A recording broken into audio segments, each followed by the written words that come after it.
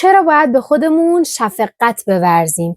چرا باید با خودمون مهربون باشیم؟ سلام، من فائزم، کوچ خود مراقبتی و احساسات. توی این ویدیو میخوام براتون از مزایای خود شفقت ورزی بگم. اینکه چرا ما نیاز داریم مهارت خود شفقت ورزی رو درون خودمون تقویت بکنیم. اینکه چرا نیازه که ما با خودمون مهربون باشیم و از مزایای خود شفقت ورزی براتون بگم. اگه به خود مراقبتی و کار روی احساساتت اهمیت میدی و دوست داشتی، خوشحال میشم که کانال یوتیوبم رو سابسکرایب کنی که ویدیوهای بعدی رو از دست ندی.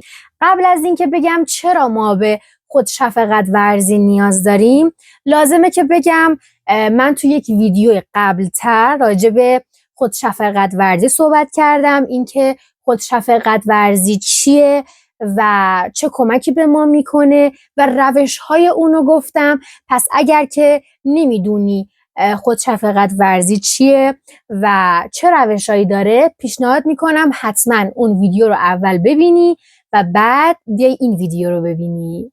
خب چرا ما به خود شفقت ورزی نیاز داریم؟ چرا من نیاز دارم که با خودم مهربون باشم؟ چرا من نیاز دارم که مهارت خود شفقت ورزی رو بلد باشم؟ و توی این ویدیو میخوام از مزایای خود شفقت ورزی بگم.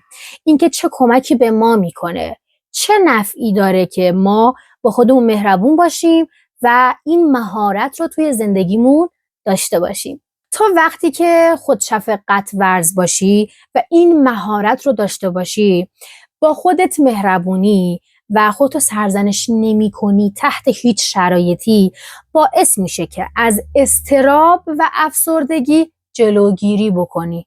اگر که اضطراب و افسردگی داری کم بشه و اگر نداری جلوگیری بشه ازش. باعث میشه نشخوار فکری کمتر داشته باشی در مورد نقاط قوتت، نقاط ضعفت یا هر موضوع دیگه‌ای. افکار منفی کمتر میشه و ارتباط ما با افکار منفی کم میشه که در نتیجه وقتی این اتفاق میفته باعث میشه که اون تفکر اضطرابی کمتر بشه. در نتیجه باعث میشه که تو خلق و خوی بهتری داشته باشی، در نتیجه از زندگی لذت بیشتری ببری. خود شفقت ورزی باعث افزایش تاباوری میشه، باعث میشه تو انعطاف پذیری بیشتری داشته باشی در برابر سختی ها و تجربه‌های سختی که توی زندگی تجربه کردی یا تجربه خواهی کرد. باعث میشه ما به طور سالمتری با مشکلات و مسائل زندگی روبرو بشیم و مقابله بکنیم. در نتیجه انگیزه درونی ما بالا میره و ما میتونیم بریم سراغ کارهایی که خیلی دوست داریم و از همه مهمتر باعث میشه که خود آگاهی ما بالا بره. اینکه از خودمون آگاهی بیشتری داشته باشیم، اینکه خودمون رو بهتر بشناسیم.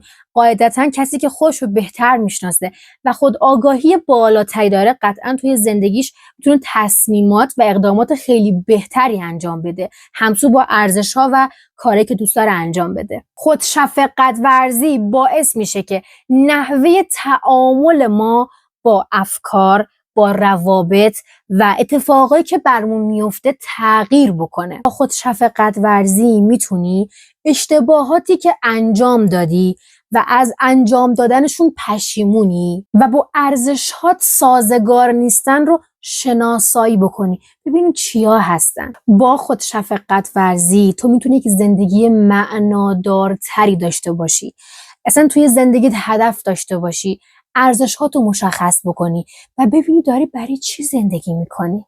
با خود شفقت ورزی تو یک سطح بالاتری از شادکامی، خوشبینی و خلاقیت قرار میگیری. باعث میشه بدونی کی هستی، میخوای چی کار بکنی توی زندگیت و چه هویتی قرار داشته باشی یا داری.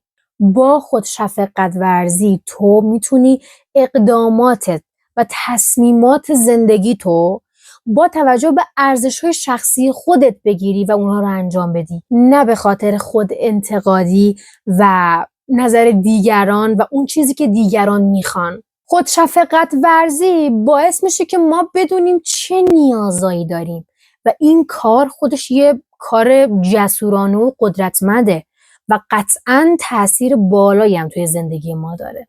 خودشفقت ورزی یه روش قدرتمنده برای اینکه تو رابطت با خودت خوب بشه، با خودت مهربون باشی، خودتو دوست داشته باشی. با خودشفقت ورزی ما میتونیم با بدترین بخش وجودی خودمون روبرو بشیم، با کاستی ها و نقاط ضعف خودمون روبرو بشیم، در حالی که میدونیم اینو بخشی از داستانه، اینو بخشی از وجود ماه. اما خودشفقت ورزی کاری میکنه که ما بتونیم رابطه خوبی با خودمون داشته باشیم بدون اینکه نسبت به خودمون سختگیر باشیم. خودشفقت ورزی باعث میشه که من با نقص‌های خودم، با بدترین بخش‌های وجودی خودم روبرو بشم، اونا رو درمان بکنم، اونا رو در آغوش بگیرم بدون قضاوت، بدون سرزنش، بدون هر سختی که نسبت به خودم داشته باشم.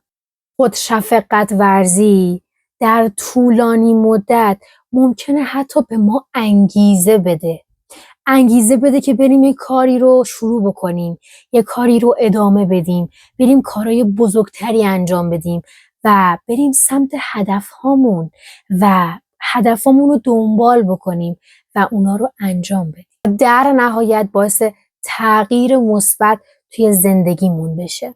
خودشفقت ورزی باعث میشه ما یک توانایی درونمون به وجود بیاد که بتونیم با خودمون ارتباط خوبی داشته باشیم، یاد بگیریم چطوری با خودمون حرف بزنیم، چطوری با خودمون رفتار بکنیم، چطوری با خودمون مهربون باشیم، چطوری خودمون رو دوست داشته باشیم و چطوری توی لحظات سخت و توی فشارهای زندگی کنار خودمون باشیم و مثل یک دوست صمیمی از خودمون حمایت کنیم و کنار خودمون باشیم. خودشفقت ورزی نه تنها باعث میشه که ما ارتباطمون با خودمون خوب بشه، باعث میشه که ارتباط ما با دیگران هم خوب بشه. یاد بگیریم چطوری با بقیه رفتار کنیم، چطوری حد و مرز بذاریم، چطوری نذاریم دیگران ما رو آزرده بکنن، چطوری نذاریم که دیگران از ما سوء استفاده بکنن.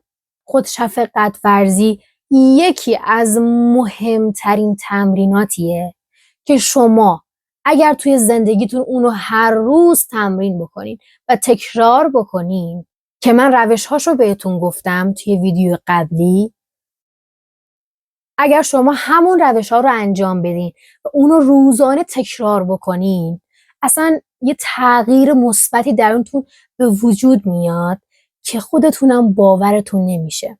خودشفقت ورزی رو ما آروم آروم شروع کنیم خیلی بهتره و از قدمای کوچیک کوچیک شروع بکنیم که همین قدمای کوچیک کوچیک باعث میشه که ما توی دراز مدت تغییر بزرگ توی زندگیمون اتفاق بیفته و ما اونو ببینیم که قطعاً با قدمای کوچیک کوچیک شما میتونین به اون سطح برسین.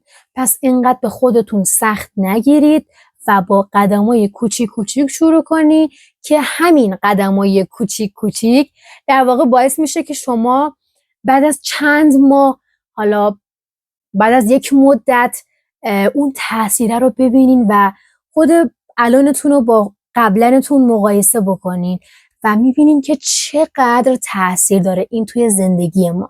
پس خودشفقت ورزی توی زندگی ما خیلی تاثیر داره و حتی میتونم بگم تاثیرات دیگه‌ای هم داره جز این چیزایی که من بهتون گفتم و اینا مهمترینایی بودن که من بهتون گفتم و